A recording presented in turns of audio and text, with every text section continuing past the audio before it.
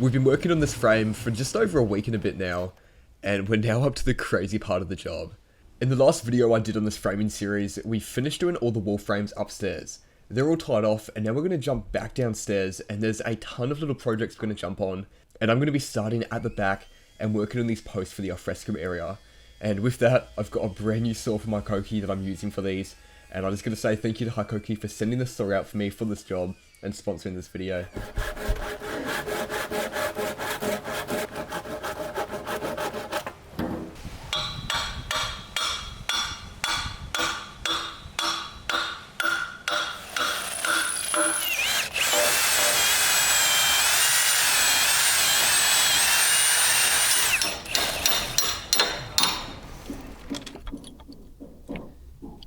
Before I get killed for this, we are using cup heads right now just to hold that in place. Obviously you can't use a cup head going into metal like that, so we are going to be changing these when we get the right bolts. To make our lives as easy as possible, I do want to measure the heights of the posts, cut them to height, and then also do the checkouts while they're on the ground. I went through with a laser first thing this morning, just working out the exact heights we need to cut them at, and if you've ever had to cut a post before, especially when you're working off a ladder and it's overhead, you know how much of an awkward job that is. Trying to get that saw up above your head while you're awkwardly on a ladder, and then even worse, these cypress posts produce so much sawdust it just gets everywhere. So doing these cuts in the ground does make our life so much easier.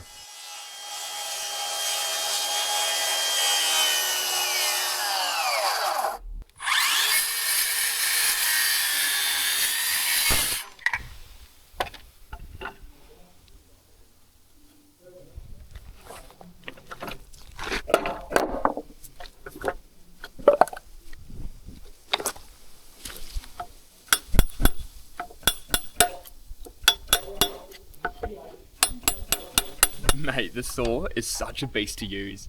I've never had a cordless saw anywhere close to as big as this thing, and I was actually a little bit worried if it'd be a bit hard to control. But no, it powers through that cypress as we saw as we're going through ripping those posts. And the best thing is, you've got multiple places to actually grip onto it. So depending on how you're cutting and how you're using the saw, you've got complete control over it, you've got precision in the cut, and this thing is just deadly to have in the toolbox.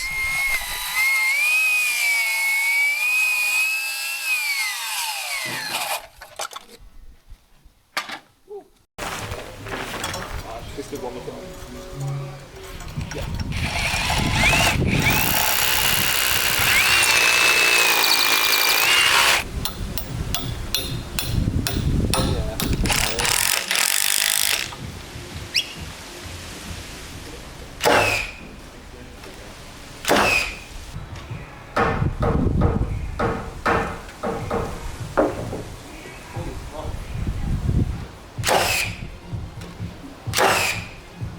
Alright, so the beams are up for the Alfresco, ready for trusses. We do have to go through, do a few straps, obviously, bolt through the beams at the top. I'm going to leave that for now though. But we've got a bit of a weird detail going on, and we've actually got these two beams in the middle, which are floating right now. They don't actually go into the wall frame, and then on that side, they don't actually go into that post at all. Those are just temp blocks holding them up. But what we need is a block wall on the entire way up in the middle. And those two bits of timber you see, they're actually going to be wailers getting bolted into that block wall. Obviously, blocks aren't there yet, but we need to go through and get the roof done. So we've propped everything up for now. We're going to obviously have to change how the props are so they can get in there and build that block wall. But we've only got those done like that to get the trusses in. But yeah, at the end, when everything's done, they're going to have some big dyno bolts going into the blocks, and it's all going to be secured. And we've got all of our lower trusses here ready to go. I don't think we'll get any of those installed today, but I do want to go through and mark every single one out so that when we do chuck them up, it can be nice and quick. And for the lower section, it's very straightforward. Starting from the front here, and we're just doing 900 centers, going all the way through to the back.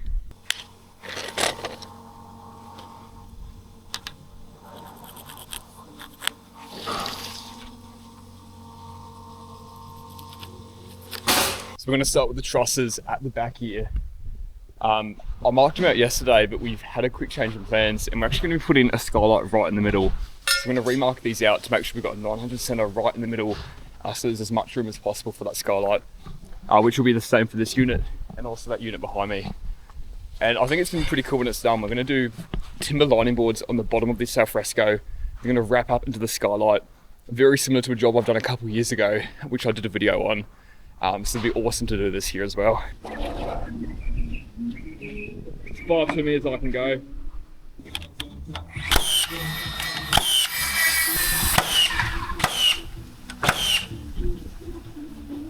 Let's get out of the rain.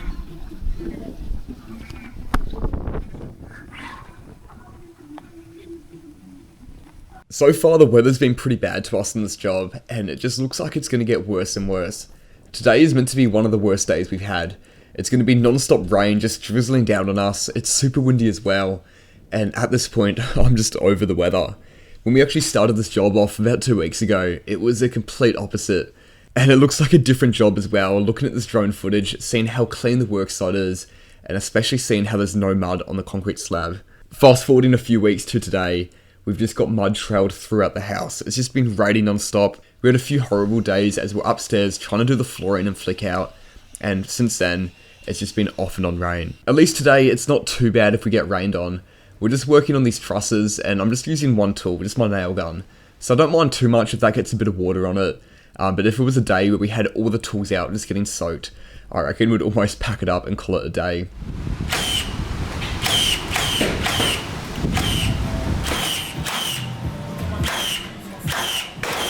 With those lower trusses done, we're going to jump on the front balconies. I actually started going through the other day when we're doing the Alfresco beams. I've done most of the joists then, so we're just going to put the last few in and then just jump upstairs and start flooring it. There's a few really cool details which are happening on and around this balcony, and I'm keen to make a full video just going through all the curves and special features we've got at this front facade. It's going to be a cool looking job when it's done, and it's going to be one of the most exciting parts of this house frame, which I'm going to dedicate the entire next episode to.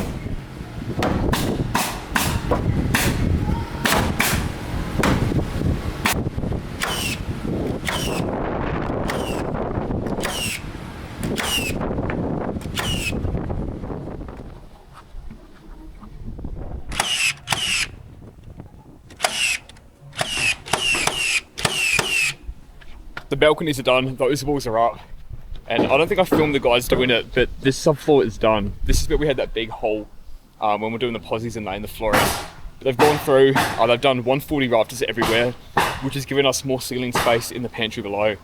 But with this done, it means we can do our external wall. We've got a hallway wall through here, and I think a few nib walls. So while we're up here, we might just get set up and get all those in.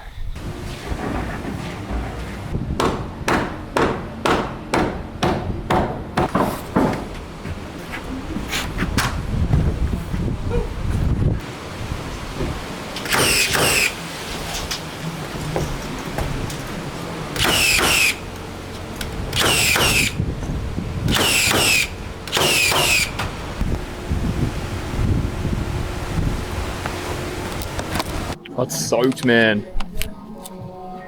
Working in the rain's one thing, trying to film in the rain is a whole nother thing. Could you just bite me into that wall? I just want to find out the opening of the stair void, and then we'll find center of the stair void for our skylight. 4,750. What's half of 4,750? I want to say 2,375. My math shit. Can't be on camera with that one. Oh, I'm not confident. Was it 4,750? Yes, 2,375, I think. 2,375. Sweet, beautiful. If I was wrong, I would have cut that bit out. 2,375. The power of an editor. Yeah, it's a good thing. Alright, so that is center. So both of these units have 4 skylights each, and the reason I'm working out the center of the stair void is we're going to have 2 skylights which is going directly above the stair void, and we want them to be evenly spaced. So by the time this job's done, you're going to be walking downstairs and you're going to have that void looking straight up into the skylights, and it should look pretty cool when it's done. And whenever we do trusses and they've got skylights or anything important like that, we'll always go through, work out exactly where the skylights go, make sure they're right to the plan, and then from there we can go around and just mark out the rest of the trusses. Alright, so we were waiting to do the upper trusses until the 2-plank got installed, because with the 2-plank up, it's going to make life so much easier. We can walk around, easily move the trusses, but we are at the point now where we've done everything we can, and we just need to get up here and start doing the trusses. We've actually installed all the lower trusses, but we're waiting for a timber delivery so we can actually finish off the parapets and do the box gutters. Because we don't have that timber yet, we don't really have anything else to do. So we're jumping at the top, starting with the smaller trusses towards the back, and our goal is just to get as many done as possible while we're going through and installing the 2-plank. So we're going back to this other one now? Yep. Even if we did have the 2-plank up, I reckon these trusses would have been a bit awkward to do anyway. Just because there's so many internal walls down the back, and there's bracing in every room, it's just hard to move the trusses around. So at least at this point, we could get one person up on the party wall to easily slide them through to me, and it was just a bit of a pain as I had to keep moving my ladder into every single room to shoot these ones off. But at least these will be the last few trusses we got to do until the 2-plank's completely done, and then we can jump up and we've just got a clean run to get it all done. Yeah, all me.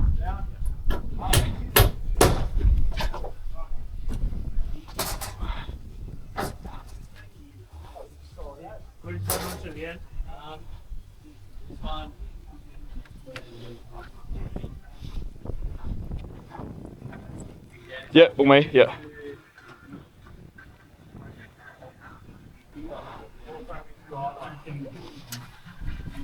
Oh, those nogs are in the way now.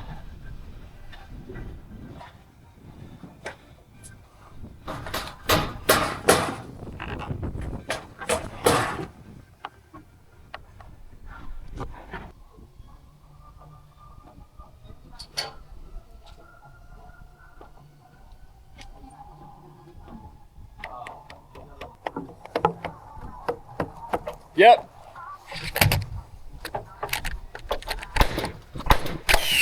Fuck.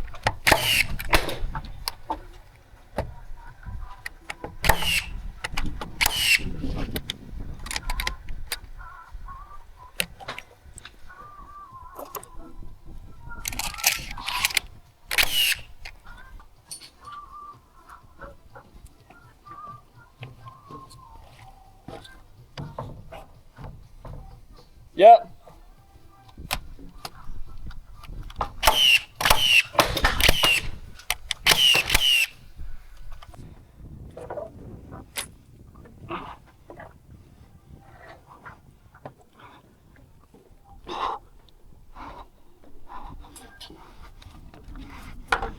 Yep.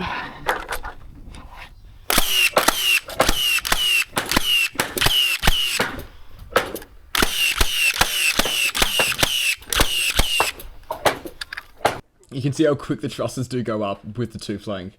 It's been a long time since I've done a job with it, and it is good fun just smashing the trusses out, getting them done. Now we're jumping onto the skylights. We're just going to chuck a few beams in. And all we need to do for the skylights at the framing stage is chuck those beams in, which go in between a few trusses. They're the trusses that we marked out earlier, making sure they're in the exact right place. And then we've got our fill-in trusses, and they're going to go butting into those beams for the skylight. So we've got some longer ones on one side, and then on the other side we've got some tiny little trusses just to finish that roof line on the other side of the skylight.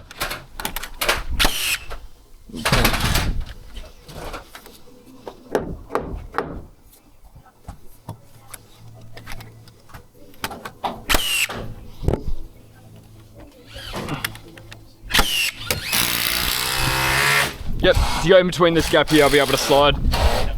Oh, you might need to go your side first. Sorry. That's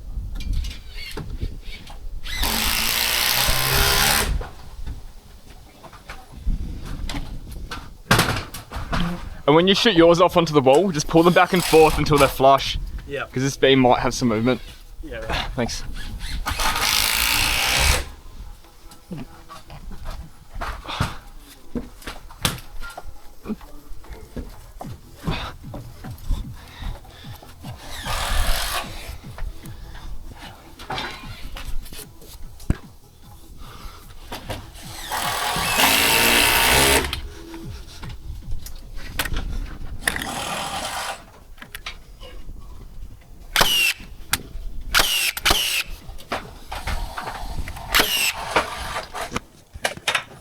So there we go, all the trusses are up for the upper section. They've gone through, actually everything's already been screwed off and they're just finishing the joist hangers there, which is pretty good. Speed brace is done at the top. We've done some nogs at the top. I'm going to jump on and start doing the speed brace at the bottom here, and at the same time, some of the others are going to go through and just do a row of nogs in the middle. which will hold everything solid.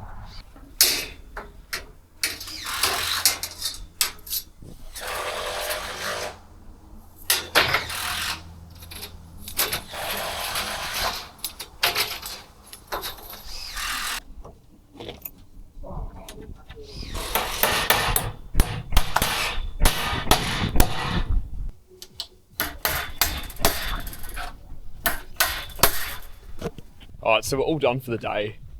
We're not completely done with the speed race. We actually get a lot done at the front of the unit. But yeah, we went through, as you can see, we framed up for our skylights. I think this unit has 5 on the plan and this unit has 3. But the way the trusses are spaced, I think I might try to put 5 in this unit. I think what's going to happen is over these stair voids, we're going to have 2 skylights. One there, and that's just going to be open the whole way when the house is done. And it's going to look pretty cool. And we've got one in here, which is over the walk-in robe. And then we've got some in the bathrooms as well. So they're all done. And by the time we come back next week, we're just going to be up here doing the parapets boxies, completely finishing off the roofs.